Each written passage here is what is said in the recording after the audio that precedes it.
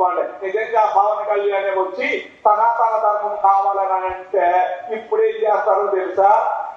నడు రోడ్లో నిలబెట్టి ముక్కల కింద చేస్తారు.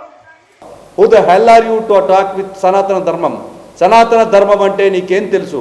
పవన్ కళ్యాణ్ గారిని ముక్కలు ముక్కలుగా సరాసరి ఆయన ఎడమ కాలు చిటికెన వేరి ఎంటుకను కూడా పీకలేవు.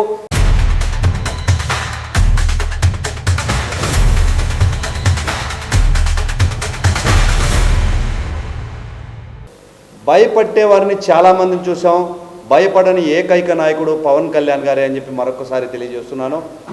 క్రిమినల్ చర్యలు, క్రిమినల్ ఈ కేసులు ఎదుర్కొంటున్న కల్వకుంట కవిత గారు మాట్లాడినా, అదేవిధంగా ఒక పనికి మాలిన పాస్టరు ఆయన గురించి మాట్లాడినా ఆయన డోంట్ కేర్.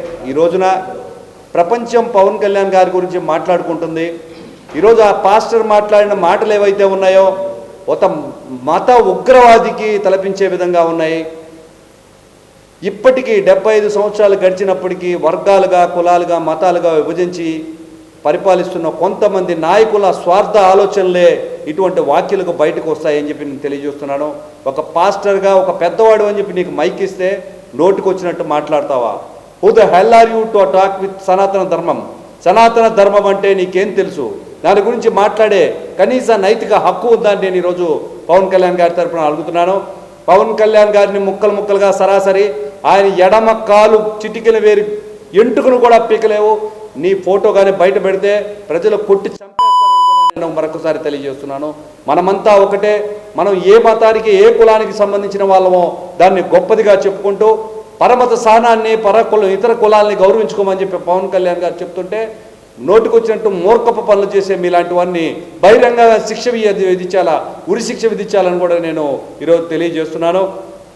నిజంగా నువ్వు మగోడు అయితే బహిరంగంగా వచ్చి సనాతన ధర్మం గురించి కానీ, మా ధర్మం తాలూకు అవహేళన కానీ చేసినట్లయితే, మరొకటి పవన్ కళ్యాణ్ గారి గురించి ఈరోజు మాట్లాడే ధైర్యం ఉంటే నువ్వు బహిరంగ సభల్లో నీ ఫేస్ చూపించి మాట్లాడవలసిందిగా కోరుకుంటున్నాను. ఇప్పటికన్నా మారాల్సిన పరిస్థితి ఉంది. ఈరోజు దేశం గర్వించదగ్గ స్థాయిలో జనసేన పార్టీ తరఫున యాక్టివిటీస్ జరుగుతున్నాయి. బహ్రెయిన్, దుబాయ్ కంట్రీస్లో ఇరుక్కుపోయిన మా గురువు గారు క్రిస్టియన్ని చాలా సేఫ్గా తీసుకొచ్చే పరిస్థితిని జనసేన పార్టీ నాయకత్వం పోషించింది. ఇక్కడ నుంచి బహ్రెయిన్లో ఇరుక్కుపోయిన టైటస్ నిర్మల్ కుమార్ గారు ఒక్క సమాచారం ఇవ్వడంతో అక్కడున్న జనసేన శ్రేణులందరూ కూడా భారతీయులకి అండగా నిలిచి కేవలం 36 గంటల్లో నెల్లూరుకి తెప్పించే విధంగా దాదాపు 120 మంది క్రిస్టియన్స్ని మన జనసేన పార్టీ ముందుకు నడిపించింది. ఇటువంటి మహత్తర కార్యక్రమాలు చేస్తున్న జనసేన పార్టీ ఎక్కడ, పవన్ కళ్యాణ్ గారు ఎక్కడ? మట్టిలో కలిసిపోతున్న మీలాంటి మూర్ఖులని చెప్పి తెలియజేస్తూ మరొకసారి తెలియజేస్తున్నాను. బెదిరించే వాళ్ళు చాలామంది ఉన్నప్పటికీ భయపడిన నాయకుడు పవన్ కళ్యాణ్ గారు ఒక్కడే. భారతదేశ సహజ సిద్ధాంతం పరమత సహనాన్ని కలిగి ఉండడం, కులమతాల సమ్మేళనం, ఇవన్నింటినీ కూడా సామూహిక ప్రయోజనాల కోసం ముందుకు నడిపిస్తున్న పవన్ కళ్యాణ్ గారి ఆదర్శంగా ముందుకు నడిపిస్తాం. మత విద్వేషాలను, కుల విద్వేషాలను రెచ్చగొట్టే ఇలాంటి వాళ్ళ ట్రాప్లో పడే రోజులు దాటిపోయి యువతంతా కూడా మేలుకుంది. మిమ్మల్ని చెప్పులతో కొట్టి తరిమే పరిస్థితి అయితే ఉంది. సనాతన ధర్మాన్ని గురించి ధర్మంగా మాట్లాడే కానీ అందరిలాగా మాట్లాడే వ్యక్తి కాదు. ఇక్కడ ఏ మతమైనా కానీ గౌరవించవాలనే ఉద్దేశంతోనే మా డిప్యూటీ సీఎం పవన్ కళ్యాణ్ గారు మాట్లాడతారు.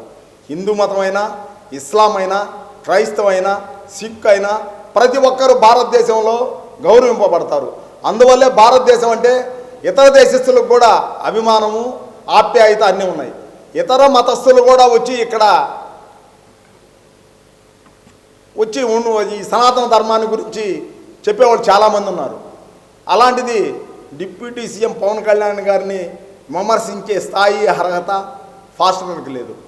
ముఖ్యంగా కూడా ఇక్కడ ఈ హిందూ మతంలో చదువుకునే దానికి ప్రతి ఒక్కరు కూడా ఒక బ్రాహ్మణుడు ఆగమ శాస్త్రం ప్రకారం ఇక్కడ ప్రాతినిధ్యం వహించాలి.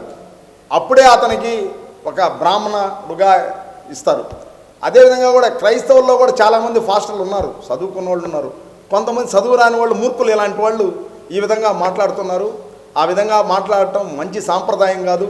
ప్రతి ఒక్కరిని కూడా హిందూ మతం, హిందూ దేశం ఇది మన భారతదేశం. ఇక్కడ అన్ని మతాలకు కూడా ప్రతి ఒక్కరు గౌరవించాల్సిన బాధ్యత మనందరి మీద ఉంది. మనం వాళ్ళని ప్రేమిస్తాం, వాళ్ళు మనల్ని ప్రేమించాలి. అదేవిధంగా సనాతన ధర్మాన్ని కూడా ప్రతి ఒక్కరు కూడా పాటించాలని కోరుకుంటున్నాను. నిర్మాణంలో నో కాంప్రమైజ్ అనే నినాదాన్ని మాటల్లో కాదు పనిలోనే నిరూపించిన సంస్థ ఎస్వి కన్స్ట్రక్షన్స్. ప్రతిష్టాత్మకమైన ఐసిఐ అల్ట్రాటెక్ అవార్డ్ 2025 లో స్టేట్ లెవెల్లో బెస్ట్ బిల్డ్ అపార్ట్మెంట్ అవార్డును గెలుచుకుని నెల్లూరుకు గౌరవం తీసుకొచ్చిన ఈశ్వర్ హోమ్స్ ఈ నాణ్యతకు అద్దం పడుతోంది.